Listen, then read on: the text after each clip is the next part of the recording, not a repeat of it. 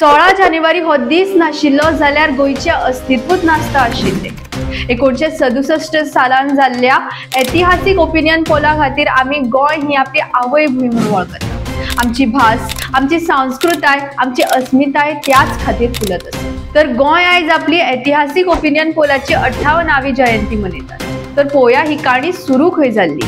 गोय मुक्त जातकीर थोड्या संस्थेन मराठी ही आमची भास आसची आणि गोय हे महाराष्ट्राचो भाग आसचो असो मत मांडले। पण त्या काळार युनायटेड गोवन्स पार्टी तसेच दोतोर जाक सिकेर आणि चंद्रकांत केणी हांच्यांनी गोय हे एक वेगळो राज्य आसचो असो फुडाकार घेतलो आणि त्याच खातीर ओपिनियन पोल करपाचो ठरलो जो 16 जानेवारी 1967 सालान जालो। ते दीस गोय राज्यातले 81.70% लोक या खातीर वोट करपाक भायर सरले। तेतूंतल्यान 54.20% लोकांनी गोय राज्य वेगळे जावचे म्हणून वोट केले आणि 43.50% लोकांनी गोय महाराष्ट्रा वांगडा मर्ज जावचे म्हणून वोट केले।